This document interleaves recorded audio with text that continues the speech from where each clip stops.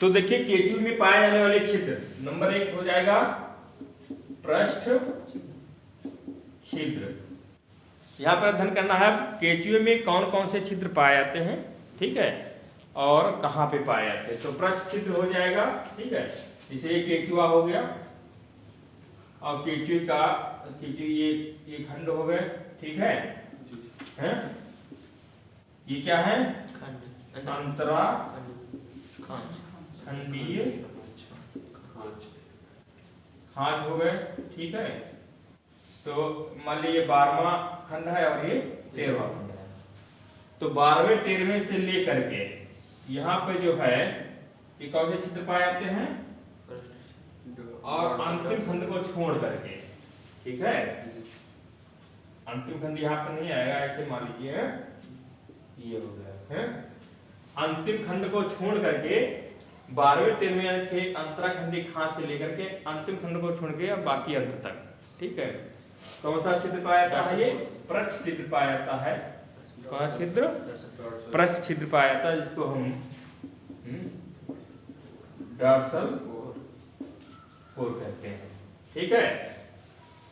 उसके बाद में आगे है, इसमें से इसका कार्य क्या है? इसमें से देवही द्रव्य जो होता निकलता रहता है, जिससे उत्सर्जन भी होता रहता है, कुछ बेकार के अपशिष्ट पदार्थ भी बाहर निकलते हैं। दूसरा लाभ ये भी है कि इनकी त्वचा जो होती कैसी बनी रहती है? चिकनी बनी रहती है। उसके बाद में 7वें खंड से लेकर के शेष सभी खंडों की त्वचा में वृक्कों के अनेक सूक्ष्म छिद्र पाए जाते हैं। फिर जो है 7वें खंड से लेकर के 11, 10, 9, 8, 7, ठीक है। 7वें खंड से लेकर के इस तरीके से, ठीक है, क्या पाए जाते हैं? वृक्कों के छिद्र पाए जाते हैं, जिसको हम वृक्क छिद्र कहते हैं, ठीक है। इनसे भी जो है अपशिष्ट और बेकार का पदार्थ जो होता है वो उस उत्सर्जन के द्वारा बाहर निकलता है। उसके बाद में ये तो हो गए कहाँ पे? ये अधिकतर छिद्र जो होते हैं वो पृष्ठ पे होते हैं। कहाँ पे होते हैं? पृष्ठ पे होते हैं। अब अधर में भी कुछ छिद्र पाए जाते हैं, जैसे 5 से 6 के अंतराखंडी मान लिया जो है 6, 5, 4, 5 से 6 का अंतराखंडी पट ये हो गया। 5 से 6, 6 से 7, 7 से 8 और 8 से 9, ये हो गए। प्रत्येक अंतराखंडी खांचों पर ये जो 2-2 छिद्र पाए जाते हैं, एक एक जोड़ा छिद्र पाए जाते हैं, इनको शुक्रधान के छिद्र कहे जाते हैं। इनको क्या कहते हैं? शुक्रधान छिद्र। शुक्रधान छिद्र। इससे जो है इसमें शुक्रधान या शुक्राणुओं को धारण करने वाला ये छिद्र है। शुक्राणु इसके अंदर प्रवेश होते हैं, भरे जाते हैं जनन के समय, समझ गए? तो ये छिद्र हो गए, कितने हो गए? 4 जोड़ी शुक्रधान छिद्र हो गए, 4 जोड़ी शुक्रधान छिद्र हो गए, ठीक है। उसके बाद क्लाइटेलर भाग के 14वें खंड की मध्य अधर रेखा पर, क्लाइटेलर भाग के 14वें खंड की मध्य अधर रेखा पर एक छोटा सा छिद्र पाया है। देखिए ये 14वां खंड हो गया, ये 15वां और ये 16वां। ये है क्या? यहाँ पे क्या है? क्लाइटेलम है ये, क्लाइटेलम। तो क्लाइटेलर के 14वें खंड में मध्य अधर रेखा पर एक छिद्र पाया जाता है। ये इसको क्या कहते हैं? मादा जनन छिद्र, ठीक है, एक ही होता है। ये मादा जनन छिद्र कहाँ पर पाया जाता है? 14वें खंड के मध्य रेखा पे पाया जाता है, ठीक है। लेकिन ये है अधर में ही। ये कहाँ पे है? ये अधर में ही। ये अधर माना गया, ये पृष्ठ अगर मान ले तो ये डॉर्सल हो जाएगा, ये अधर मान ले तो यहाँ पे ये मादा जनन छिद्र हो जाएगा। और इसी प्रकार अब नर जनन छिद्र की बात आती है तो ये कहाँ पर होगा? 18वें खंड के अधर तल पर पार्श्वों में एक एक जोड़ा। ठीक है, कहाँ पे? 17 और 18वां। 18वां खंड इसमें भी अधर तल पे एक एक जोड़ा, एक ही जोड़ा, एक ही जोड़ा। ठीक है, मतलब 2 छिद्र हो जाएंगे। कितने हो जाएंगे? 2 छिद्र। ये कौन से हैं? नर जनन छिद्र।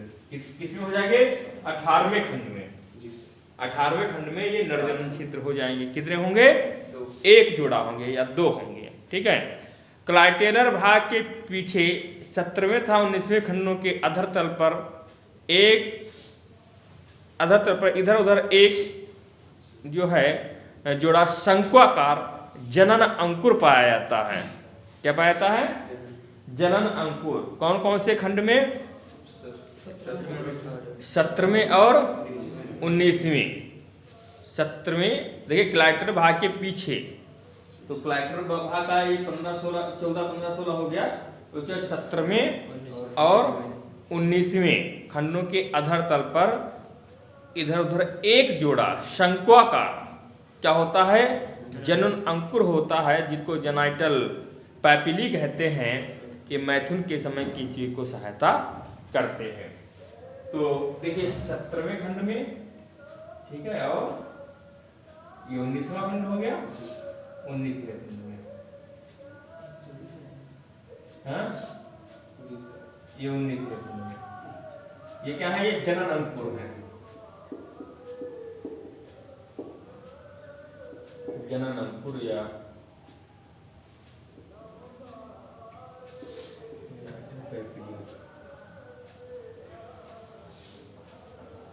तो ये क्या है? जनन अंकुर ये उभार टाइप में होते हैं। या क्या होते हैं? उभार टाइप में होते हैं। ये जब जन्म करते हैं तो ये जो जनन अंकुर है ये दूसरे केंचुए को पकड़ने में, पकड़ को मजबूत करने में सहायता करते हैं। तो ये हो गए इनके छिद्रों की बात। ठीक है, आगे है शरीर के विभिन्न खंडों पर उपस्थित संरचना व छिद्रों आदि की तालिका भी आगे दी गई है। तो जिसे पहला दिया गया क्या दिया गया है? पेरिस्टोमियम। पहला खंड क्या है? पेरिस्टोमियम। जो अभी बताए थे, पहला खंड केंचुए का पेरिस्टोमियम कहलाता है, जिसमें अर्धचंद्राकार मुख होता है। मुख के आगे एक संवेदी पिंड होता है, जिसको प्रोस्टोमियम कहते हैं या मुखाग्र कहते हैं। पहला, दूसरा, तीसरा, चौथे खंड तक जो है पट नहीं पाया जाता है। ठीक है, पट जो है वो नहीं पाया जाता है, लेकिन खंड होते हैं पहला, दूसरा, तीसरा और चौथा, लेकिन यहाँ पे पट नहीं पाया था। ये एक समान होते हैं। ठीक, तो पहले खंड को क्या बोलते हैं? पेरिस्टोमियम, या हिंदी में क्या कहते हैं इसको? पेरिस्टोमियम, मुखाग्र बता रहे हो। परितुंड, क्या कहते हैं इसको? परितुंड। ये मांसल संरचना है वो। ये पहला खंड है। पहला खंड क्या कहलाता है? पेरिस्टोमियम। और यहीं पे जो है अधर में ये क्या है? ये मुख हो गया। ये क्या है? मुख। या मुख के पृष्ठ में क्या है? ये मुखाग्र है।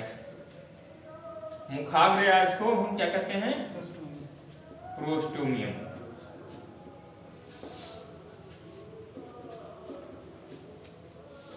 क्या कहते हैं इसको? प्रोस्टोमियम कहते हैं। ठीक है, उसके बाद में 14-15 खंड की बात बता चुके हैं। क्या पाया जाता है? क्लाइटेलम पाया जाता है। तीनों खंडों में पर्याणिका पाया जाता है। अंतिम खंड, इस खंड में मल द्वार रहता है। इसको क्या कहते हैं? अंतिम खंड को मल द्वार ऊपर के पृष्ठ में रहता है। आयनस, या इसको मल द्वार कहते हैं। मल द्वार, या अंतिम खंड को क्या कहते हैं? पाइगिडियम। अंतिम खंड को पाइगिडियम कहा जाता है। ठीक है, 5, 6, 6, 7, 7, 8 और 8, 9 मतलब 4 जोड़ा शुक्र ग्राहिकाओं के रंध्र होते हैं। कहाँ पर होते हैं? अधर तल पे, जो अभी बताए थे। 5, 6, 6, 7, 7, 8 ठीक है, और 8 9, ये कितने हो गए? 4 जोड़ा शुक्रधान के छिद्र हो जाएंगे। ठीक है, या शुक्रग्राहिकाओं मतलब शुक्राणु को ग्रहण करने वाले छिद्र हैं, शुक्राणु को अंदर मटकी जैसी संरचना होती है उसमें भर लेते हैं। 14वें खंड में क्या हो जाएगा? अधर तल पर मध्य में एक मादा जनन छिद्र हो जाएगा, कहाँ पे? 14वें खंड पे। और 18वें खंड में ही अधर तल पर एक जोड़ा नर जनन छिद्र होता है। ये ध्यान देना है, मादा जनन छिद्र 1 होता है और नर जनन छिद्र 2 होते हैं।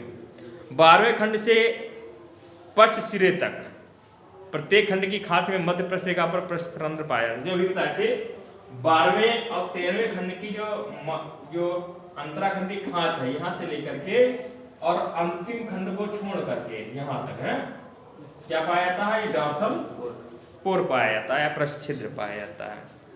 उसके बाद में छठे खंड से पश्च सिरे तक जो है, छठे या 7वें से, छठे भी हो सकता है और 7वें से भी होता है, क्या होते हैं? ये वृक्क छिद्र पाए जाते हैं।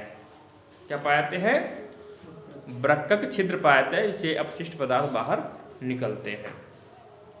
और 17वें और 19वें दोनों खंडों के अधर तलों पर एक एक जोड़ा क्या होते हैं? जननिक उभार होते हैं, इनको हम जनन अंकुर कहते हैं 17वें और 19वें खंड में।